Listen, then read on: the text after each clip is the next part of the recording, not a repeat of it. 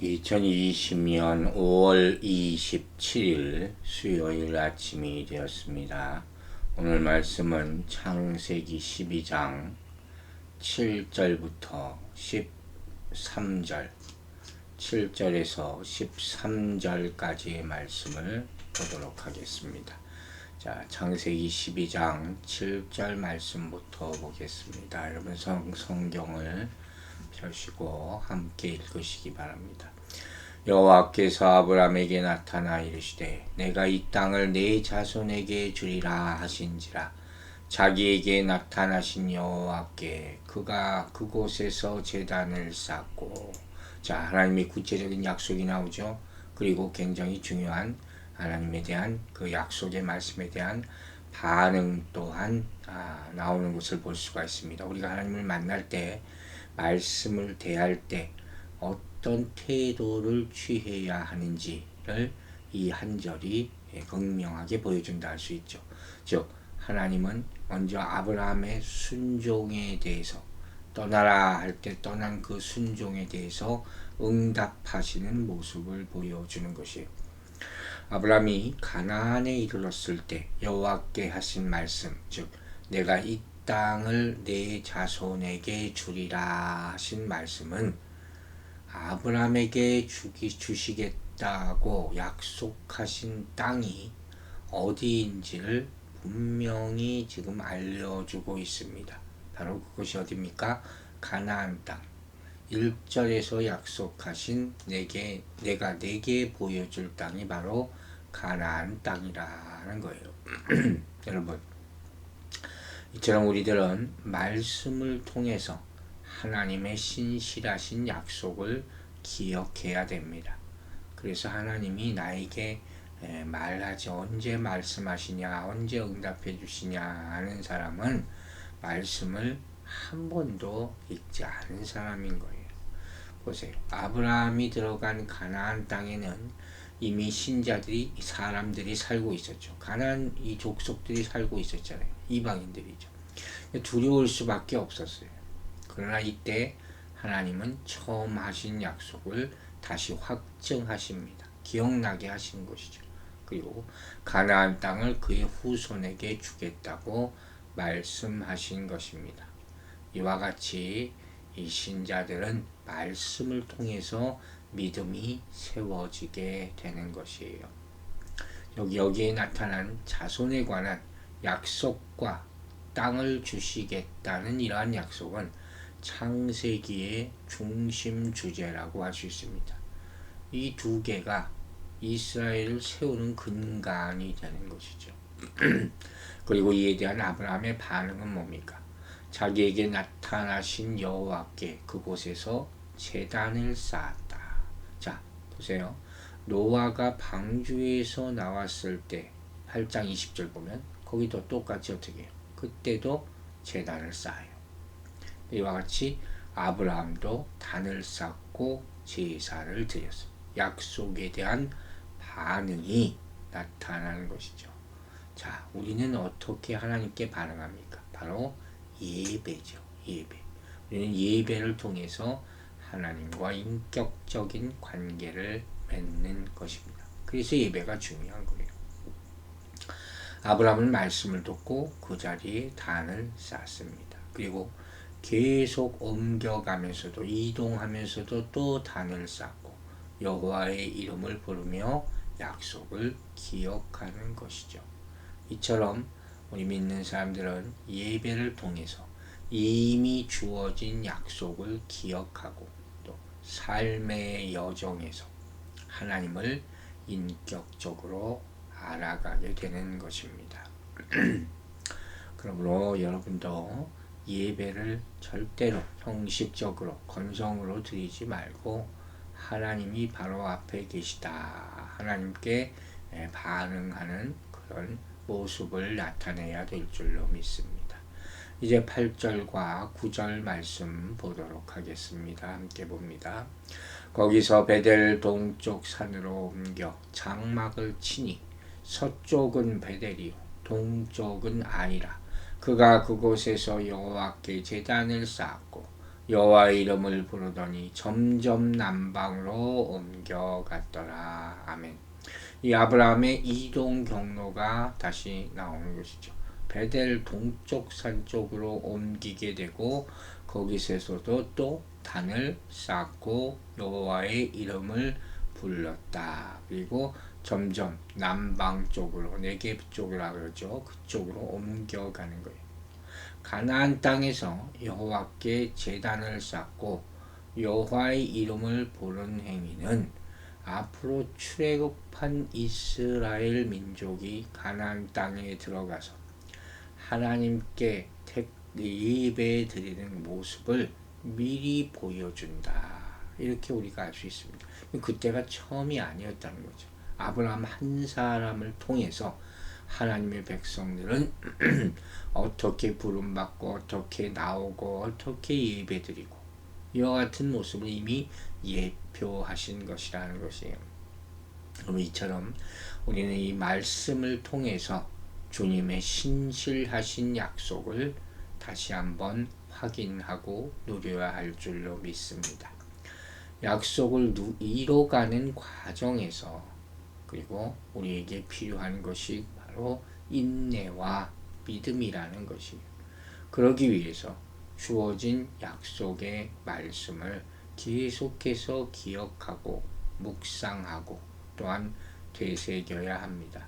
여러분 말씀을 한 번 더 보는 것이 얼마나 중요한가 하는 것입니다. 믿음은 들음에서 나며 들음은 그리스도의 말씀으로부터 난다 함을 잊지 마시기 바랍니다. 그러므로 한 주간 매일마다 살면서 특별히 또 주일 예배를 통해서 하나님과의 인격적인 교제를 갖는 시간이 여러분의 삶의 중심과 시작이 되기를 주의 이름으로 축원합니다. 만약에 이 삶이 이 예배가 우리 삶의 중심이 되지 못한다면 그 순간부터 우리는 이 하나님의 영원한 약속을 놓치게 될 수 있다는 것을 여러분 잊지 마시기 바랍니다. 특별히 요즘과 같은 때는 이 교회에 나와서 예배 드리지 못하니까 온전한 모습으로 예배를 다 드리기가 참 힘들 거예요. 여러분들이 정말 정신을 바짝 차리시고 하나님 앞에 드리는 예배 있지 않습니까? 모든 순서를 다 지킬 수 있게 되기를 하나님이 보고 계시네요. 그렇게 되기를 주의 이름으로 축원합니다. 자, 10절 보도록 하겠습니다. 그 땅에 기근이 들었으므로 아브라함이 애굽에 거류하려고 그리로 내려갔으니 이는 그 땅에 기근이 심하였음이라. 자, 10절부터 새로운 단락이 또 시작된다고 볼 수 있어요. 이 성경을 여러분 보셔도 새로운 단락 표시가 있을 겁니다. 이 단락은 아브라함이 애굽에 거류하려고 잠시 그곳으로 내려갔다 하는 그런 기록으로 시작되죠. 이것이 참 중요한 사건의 발단이 됩니다. 자, 보세요. 그가 애굽에 내려간 이유는 뭡니까? 가나안 땅에 기근이 왔기 때문에. 이 기근이라는 것이 성경에 자주 나옵니다. 바로 우리를 향한 공격이라고 할 수 있어요. 테스트라고 할 수 있어요. 룻기라는 책도 기근으로 말미암아 이스라엘 백성이 이리저리로 옮기는 그리고 다시 예루살렘으로 돌아오는 내용이 나와 있죠. 즉 아브라함의 여정에 기근이라는 큰 위기가 닥친 것입니다. 그리고 그가 생각한 대책은 무엇입니까? 바로 양식을 구할 수 있고 물이 있는 애굽으로 다시 피하는 것이었다는 거예요. 자, 이것은 바로 아브라함을 향한 일종의 테스트였어요. 그의 믿음을 보는 거죠. 이 기근의 주 원인은 뭡니까? 보통 가뭄, 전쟁, 자연재해, 곤충 피해 이런 것이죠. 팔레스타인 지역에서는 겨울과 봄 사이에 내리는 비로 인하여 농사를 지었기 때문에 비가 제때 내리지 않으면 어떻게 되겠어요? 큰 피해를 입고 기근이 닥친단 말이에요. 그런데 성경을 보면 기근은 하나님의 심판과 연관이 됩니다. 또한 백성에 대한 경고나 잘못에 대한 책망에도 이 기근이 사용됐다 하는 것을 우리가 알아야 돼요. 여러분, 가나안 땅은 하나님이 아브라함을 하란에서 불러내서 밀어 넣은 땅이에요. 자기가 가고 싶어서 간 곳이 아니란 말이에요. 왜 그 풍요로운 땅에서 다른 땅으로 옮겨가겠습니까? 더구나 그를 복이라고 명명하시면서 복의 근원이라고 했잖아요. 복의 통로라고 했어요. 그러면서 창대함과 번역의 약속을 다짐한 곳이에요. 그런데 보세요. 그 약속과 축복의 땅에 기근이 들어서 먹을 것이 없다. 여러분이 상상이 갑니까? 왜 그러면서 그곳으로 가라고 하십니까? 이렇게 우리는 당연히 불평하고 질문할 수밖에 없다는 거예요. 그런데 여러분, 이게 삶이에요. 자, 보세요. 우리가 말씀에 순종했다고 해서 당장 형통함이 나타나지 않는 거예요. 물론 그럴 수도 있겠지만 일체의 역경과 어려움이 내 삶에서 단순간에 사라지는 것도 아니에요. 그건 잘못된 미신과 같은 생각이. 그 하나님 믿는데 무슨 미신 우상 섬기는 사람이 있어요. 그 하나님이 좋아하지 않으신다 그랬어요. 여러분, 하나님이 약속하신 복은 항상 하늘의 신령한 복이죠. 영적인 의미가 있어요. 이 땅에서의 기근과 같은 것도 포함된다는 것을 우리는 깨달아야 됩니다. 욥기를 보면 고난이라는 말이 나오죠. 고난이 주제라고 합니다만 제가 항상 뭐라고 얘기합니까? 욥의 가장 큰 주제는 하나님이 승리하셨다. 그 큰 관점에서 봐야 된다 그랬어요. 2장 10절, 욥기 2장 10절에 이런 말씀이 나와요. 우리가 하나님께 복을 받았은즉 화도 받지 아니하겠느냐. 아멘이 되십니까? 욥의 고백이에요. 이런 고백이 복도 받고 화도 받을 수도 있다. 이게 진짜 복을 입은 사람의 자세라 하는 것이죠. 즉 삶 가운데 화도 있지만 그러나 궁극적으로 보면 결국 더 큰 복을 받게 된다는 거예요. 승리에는 고난이 따른다 하는 것이에요. 아브라함에게는 약속의 땅에 기근이 들었다는 것은 예상치 못한 사건이었을 거예요.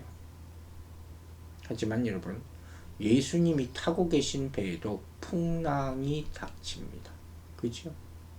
믿음 안에서 산다는 것은 풍랑이나 기근 없이 평온하기만 한 삶을 사는 것이 아니에요. 여러분, 하나님은 기근과 풍랑으로 우리의 믿음을 시험하시고 또한 연단하신다는 사실을 깨닫게 되기를 주의 이름으로 축원합니다. 자, 이제 11, 12절 보겠습니다. 그가 애굽에 가까이 이르렀을 때 그의 아내 사레에게 말하되 내가 알기에 그대는 아리따운 여인이라. 애굽 사람이 그대를 볼 때 이르기를 이는 그의 아내라 하여 나는 죽이고 그대는 살리리니. 참 어처구니 없는 잘못을 저지르는 아브라함의 모습을 보여줍니다. 아브라함이 지금 애굽으로 가는 도중에 또 다른 위기의식을 느끼게 되는 그런 장면이에요. 그래서 아내에게 누이인 척하라고 이렇게 부탁하는 거죠. 왜냐하면 왜 그러겠어요? 이 아브라함의 아내 사레가 굉장히 미인이었나 봐요. 그리고 당시에 사람들이 이 외지 사람들이 이 아름다운 아내를 보면 아내를 뺏고 자기를 죽일까봐 자기가 죽는 게 더 두려웠겠죠. 보면 아브라함의 연약한 모습을 보는 거죠. 여러분, 우리는 다가올 일에 대해서 미리 염려하거나 두려워하지 말라고 했어요. 약속이 있잖아요.